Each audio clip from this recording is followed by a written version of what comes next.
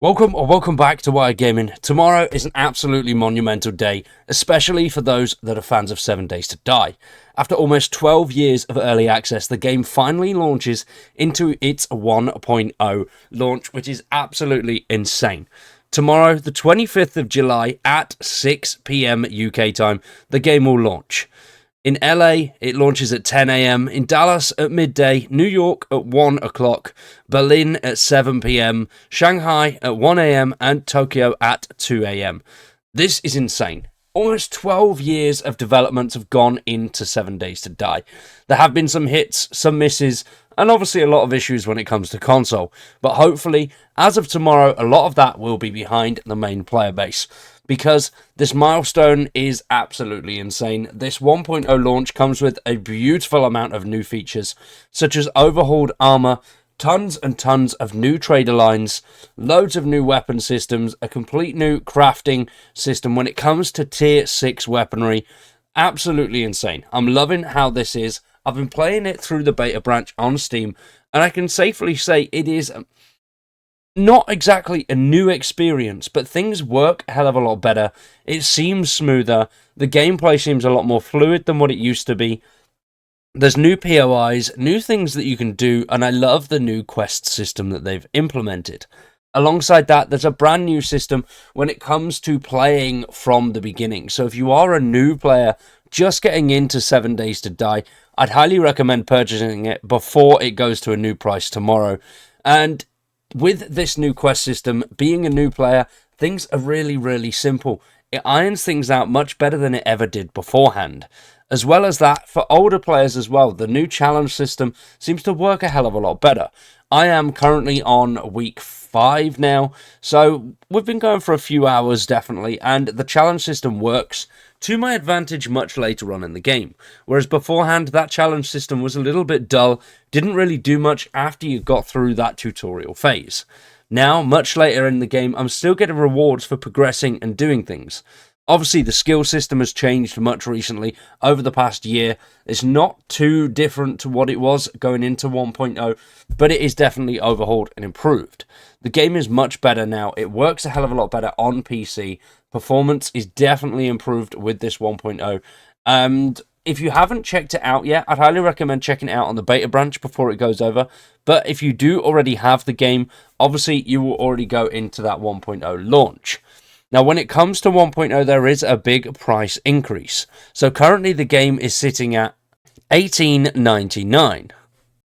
But the game will be going up to $44.99 on all storefronts. So I'd highly recommend grabbing it now if you're on Steam. So it will be available on PlayStation 5, Xbox X and S, and on Steam as well. The Windows version will be available to purchase and download at the following times, and those are the times that I mentioned at the start of the video. But if you are in the UK, it is 6 PM UK time, and if you're in America, around about midday-ish. Now, there have been some discounts for Xbox and PlayStation owners. So if you did have the game on console, there was a few issues, and the old version will not be completely compatible. So with certain things, you would have to repurchase it. So for faithful owners of 7 Days to Die on Xbox One, good news is they were able to work with Microsoft to offer a 25% discount with proof of digital ownership of the Xbox One version of 7 Days to Die.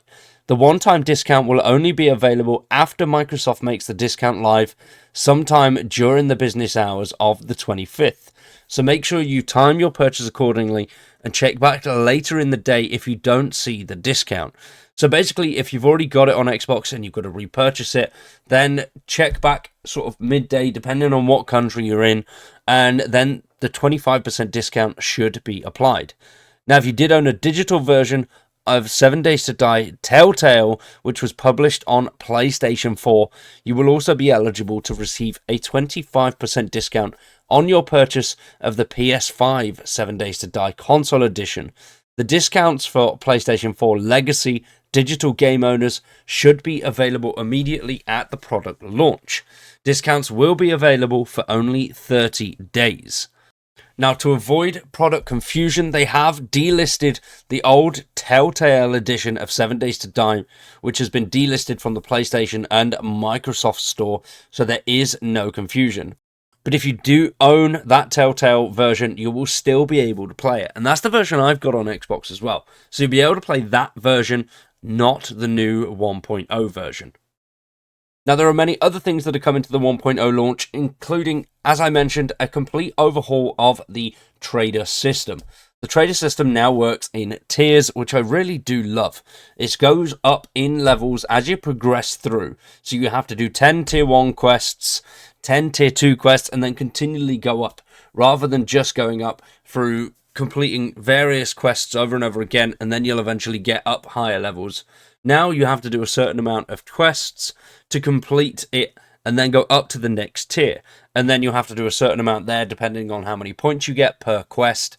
And then the same again, that will progress all the way up to tier 4. So when you get to those tier 4 rankings, you'll obviously have access to harder quests, but offer much better rewards. Alongside that, there's been a whole host of voice lines added to the traders. And I will say some of them are absolutely brilliant. Some of the traders do make me laugh. And the beautiful thing about this is that all of those quest levels that you go through will be compatible with all traders. So if you do want to check out all of their crazy dialogue lines, they've added hundreds of them, then you'll be able to go to each different trader and still keep that original quest level, rather than having to level up each individual trader all across the map, which will obviously take some time. Now though, you'll just be able to go to one trader, completely upgrade him, and then go to all of the others. Now, I did mention that there was some changes to the crafting. Now, when it comes to crafting level 6 weaponry, those are now only craftable items, so you won't be able to find the best weaponry in the game anymore. That is something that you will have to craft, which I do like the idea of that. I think that's quite cool.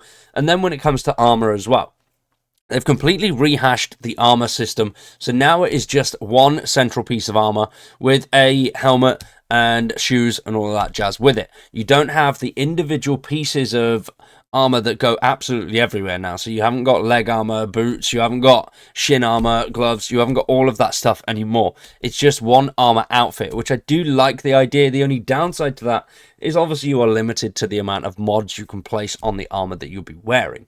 So overall though, very excited for 1.0 on the 25th of July.